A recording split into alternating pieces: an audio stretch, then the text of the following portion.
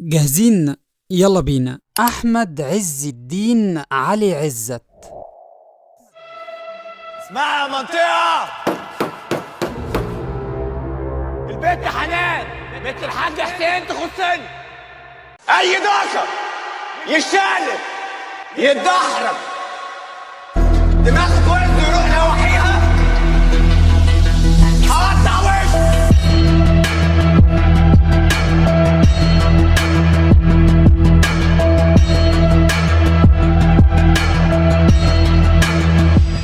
ليه أحمد عز سابق كل نجوم جيله؟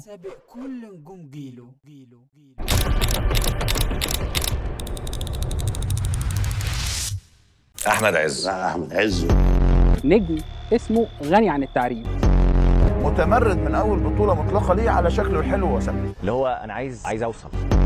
احمد عز تربى على عرش النجوميه ومن ساعتها الحمد لله ما وقع. البنات بتحبك. والله احمد عز احلى من البنات اصلا، فده مش مقارنه، يعني هو احلى من البنات، هو اصلا نفس الكاتيجوري بالنسبه لي زي بتوع هوليوود. انا عايز الستر وحب الناس. احمد عز.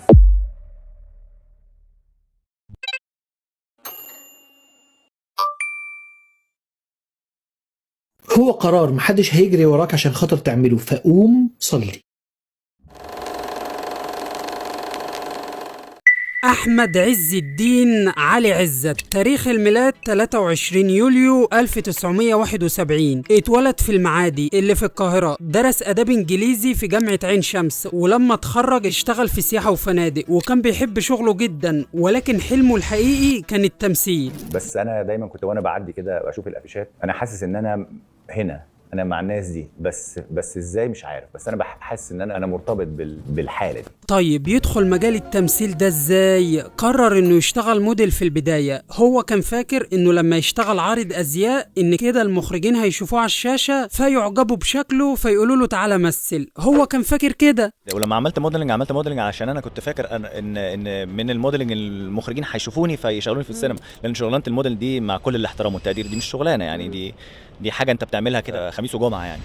شخصية عنيدة جدا وهنعرف ده قدام. فعنت، وانا شخصية عنيد جدا جدا جدا. وطبعا محدش ينكر ان وسامة احمد عز ساعدته جدا في البداية، ساعدته على الاقل في انه يظهر على الشاشة، لدرجة ان اصالة اول ما شافته خلته يظهر معاه في ألبوم لما جت عينك في عيني.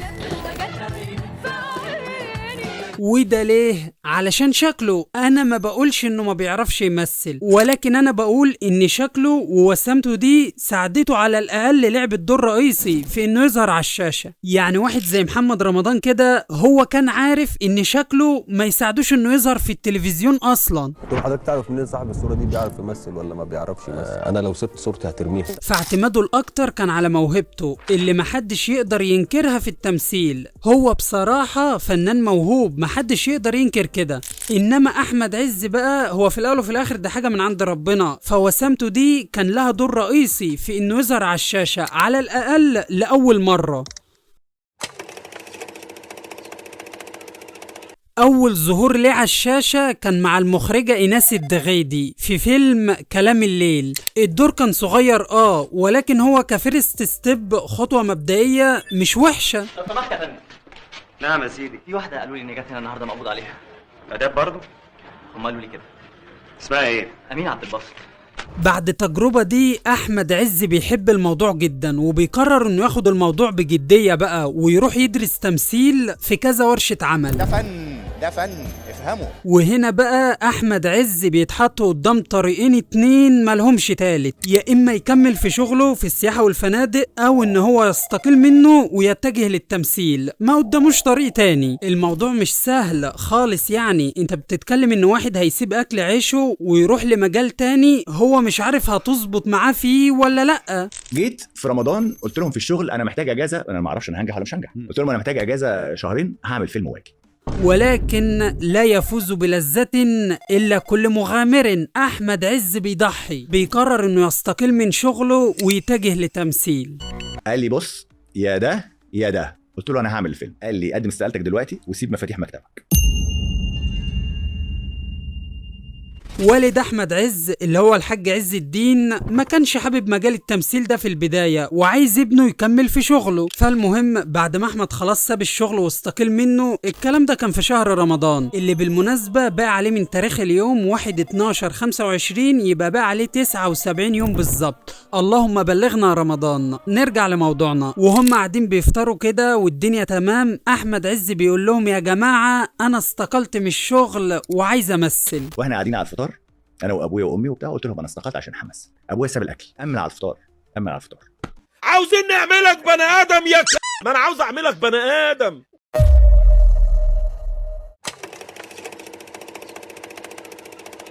سنة 2000 بيشوفوا المخرج جمال عبد الحميد وبيرشحوا الدور في مسلسل زيزينيا. المسلسل من بطولة الفنان الكبير يحيى الفخراني وآثار الحكيم، والمسلسل ده كان من أهم أعمال التسعينات وقتها واتعمل له جزئين. أحمد عز شارك في الجزء الثاني، ودوره في المسلسل كان نقلة كبيرة في حياة أحمد عز، لأنه بعد الدور ده بيتعرض عليه أول بطولة مطلقة ليه في تاريخه لفيلم مذكرات مراهقة مع هند صبري، والفيلم ده كان للكبار فقط يعني. ولأن النجاسة وحشة الفيلم ده بيفشل، ومش بس كده ده بيتعرض لكمية انتقادات وقتها مش طبيعية بسبب المشاهد الأوف أح اللي كانت فيه طبعا.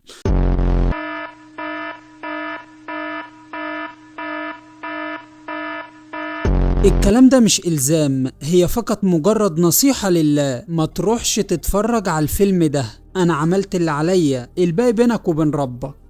سنة 2003 بيتعرض عليه أول دور بطولة ليه في الدراما في مسلسل ملك روحي مع يسرا، والمسلسل ده طبعا بينجح جدا وقتها. تقدر تقول لي بتضحك ليه دلوقتي؟ ولا حاجه يا عم. بعد المسلسل ده اسم أحمد عز بدأ يتعرف في الوسط الفني، يعني نقدر نقول كده بعد المسلسل ده أحمد عز رسميا بقى ممثل. عملت ملك روحي مع المخرج الكبير الأستاذ مجدي أبو عميرة. جه الأستاذ مجدي أبو عميرة قال لي أنت بعد الحلقة السادسة مش هتعرف تمشي في الشارع. يشاء ربنا فعلا إنه هو يعمل قلبان المسلسل ده، وربنا يديني نجاح ما شفتوش في حياتي. سنة 2005 بقى كانت الانطلاقة الحقيقية في حياة أحمد عز، وده لأنه بيقدم لنا ملاك اسكندرية مع المخرجة ساندرا نشأت. الفيلم طبعا مش محتاج إن أنا أتكلم عليه. الاسوره اللي لقوها جنب سور الفيلا بتؤكد ان في حد دخل او خرج ليلتها وبرضه محدش شافه.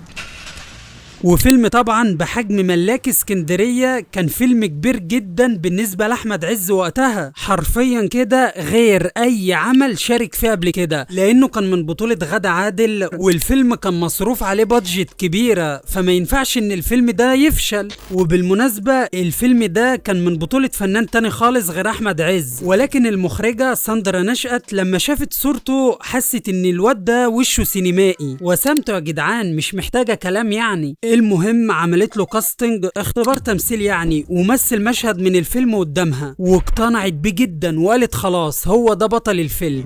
لذلك التمس من سيادتكم الافراج فورا وبدون ضمانات عن موكلتي.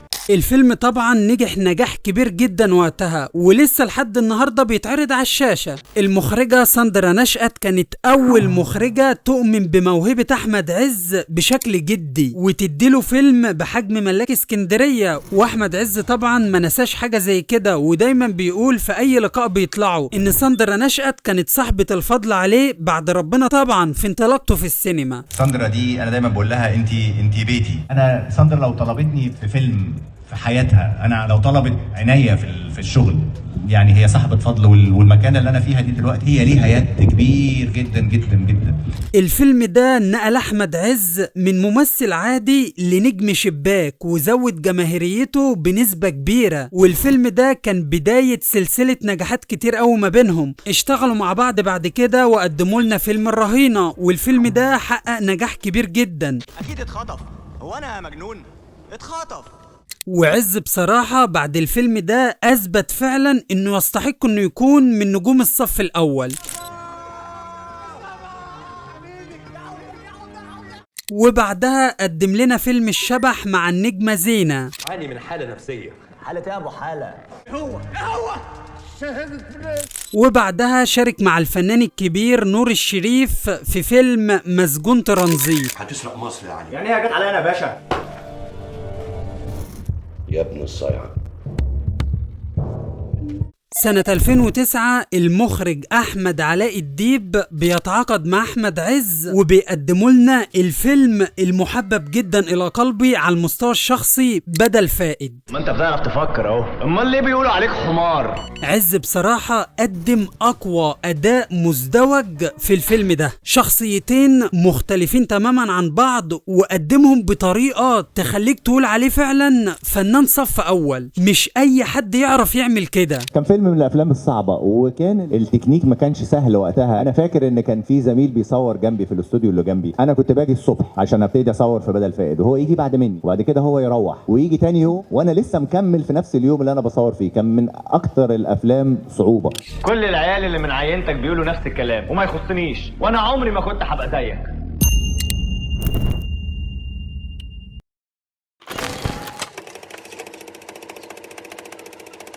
سنة 2011 بتكون سنة مختلفة شوية في مشوار عز الفني. السنة دي قرر يخرج بره الإطار اللي الناس عرفته بيه. هو الطبيعي لحد 2011 فاسم أحمد عز مرتبط بالأعمال الدرامية، الأعمال الأكشن، الأعمال التشويقية، يعني هو في الزون دي. ولكن لأ، ده بيفاجئنا بفيلم 365 يوم سعادة مع المخرج سعيد حامد. نوع الفيلم كوميدي ورومانسي، تجربة مختلفة تماما على أحمد عز، وهو بالمناسبة من المخرجين المعروفين في لون الكوميديا والرومانسية، وده كان مناسب جدا لطبيعة الفيلم المختلف على أحمد عز في الفترة دي.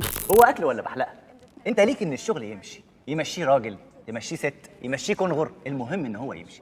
وطالما كده الشغل ماشي، ايه المانع ان هو يمشي بشكل حلو؟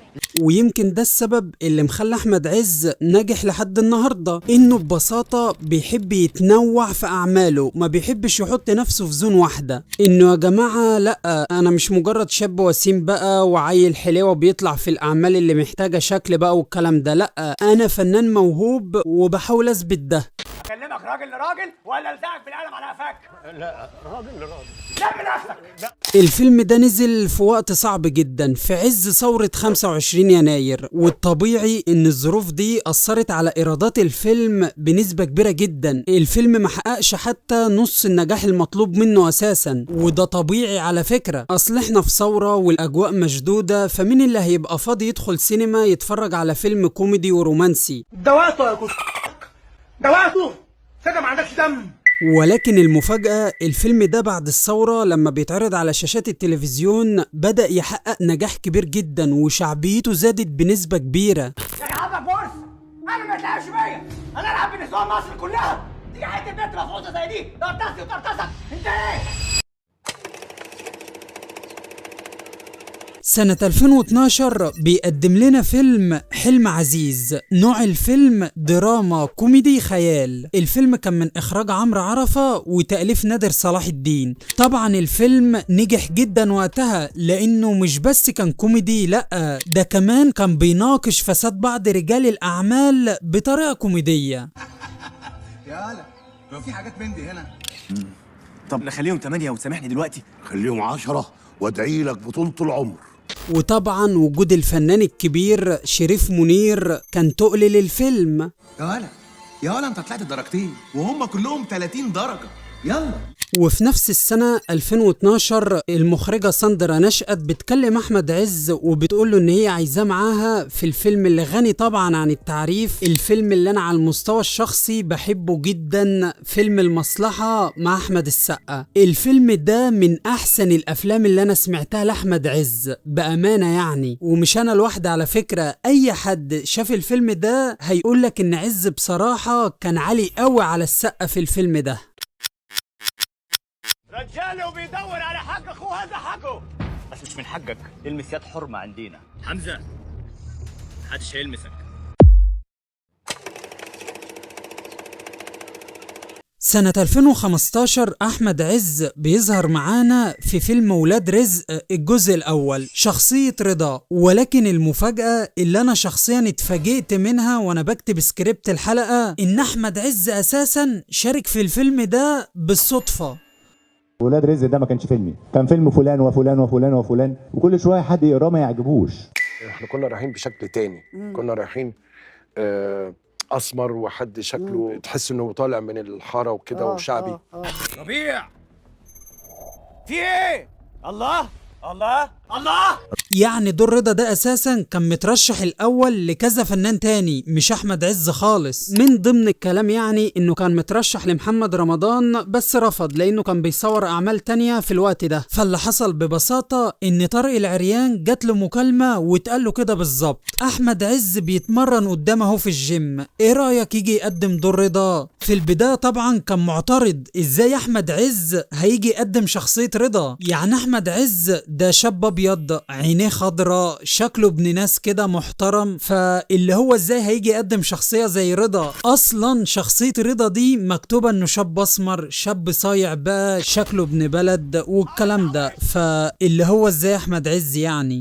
بتوع احمد عز ابيضاني وعينيه زرقاء وبتقال لي طب وليه لا؟ لكنه في النهاية بيقتنع بأحمد عز. والصدفة دي بقى على رأي عبد الله لالا كانت واحدة من أسباب نجاح الفيلم ده، لأن أنت بالعقل والمنطق كده أنت لو جبت لي شاب أسمر شكله صايع يقدم دور رضا ده ما كنتش هتشد لي أصلا، أصل ده الطبيعي، أنت ما فاجئتنيش بحاجة، فاهم؟ الله انا قلتها كلمه بطلنا.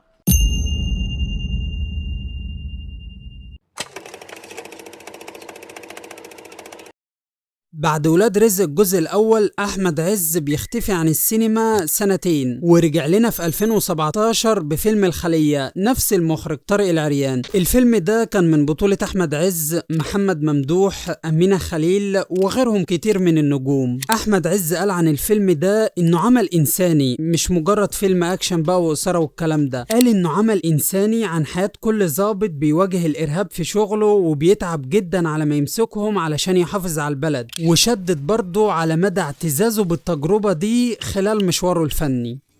يا صابر في قنبله على القطر هتنفجر بعد 4 دقايق، ارواح الناس اهم يا صابر، اسمع كلامي. حرك القطر يا ابني، القرار ده انا مسؤوليتي يا فندم. حرك القطر. طب ثواني بقى، ثواني كده، انا حاسك مستمتع بالفيديو، انت عملت لايك؟ دوس لايك يا زميلي، يعني قدر المجهود، وبالمرة كده وانت تحت يعني في حاجة اسمها اشتراك كده جنب اللايك على طول، جرب كده اضغط عليها، هتخسر ايه يعني؟ انت عندك حاجه تخسرها؟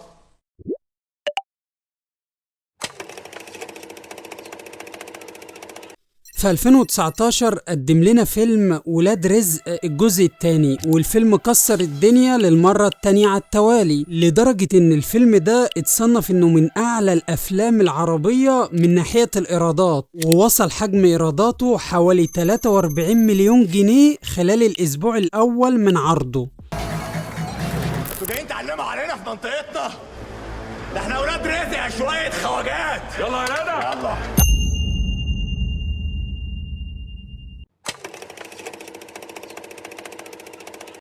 وفي نفس السنة 2019 بيقدم لنا فيلم الممر مع المخرج شريف عرفة. الفيلم ده اتخطى حاجز 100 مليون جنيه في تصويره بس، مما أدى لأنه تصنف من أكبر الإنتاجات السينمائية في مصر حتى الآن. ما هو برضه مش معقول يعني أسيب أرواح تضيع عشان خايفين من المجازفة. القيادة وافقت، هنكمل المهمة. أحمد عز وصف الفيلم ده بأنه تجربة لا يمكن لأي فنان مقاومتها، لأنه مش بس مجرد فيلم حربي وأكشن والكلام ده، لا لا لا، ده وثيقة تاريخية مهمة جدا عن بلدي. وقال كمان أنه مش قادر يوصف إحساسه بالفخر والعزة بارتداء زي القوات المسلحة أثناء التصوير، وأشار أن في أغلب مشاهد الفيلم ده تم تصويرها بمعدات حربية وذخيرة حقيقية، لأن المخرج شريف عرفة كان عايز يطلع الفيلم ده واقعي لأبعد درجة ممكنة. وقال برضو انه شرف كبير جدا ليه انه قدم دور المقدم نور اللي هو محيي نوح في الحقيقة. ما هو الفيلم ده بناء على احداث حقيقية. ومن النهارده مش عادي، وانت بتبص على شمس كل يوم جديد تبقى متأكد ان النهار اللي جاي ومع النصر. وذكر انهم قضوا ساعات كتير في الصحراء بدون حتى هواتف، لان هم يرنوا على اهاليهم علشان يطمنوهم عليهم. كان يوم حبك اجمل صدفة لما قابلتك مرة صدفة. وبالنسبة لجملة البسوا المموه بيخافوا منه، قال انها كانت من اقتراح المخرج شريف عرفة، هو اللي قال له يقولها وهم بيصوروا، وما كانش متخيل ان الجمهور هيتفاعل مع الجملة دي بالشكل الكبير ده. من وجهة نظر أحمد عز، العمل ده بيمثل نقلة كبيرة جدا في مشواره الفني، لأنه من أنواع تمثيل الجاد اللي بيخدم القضايا الوطنية، مش مجرد فيلم بيمثله.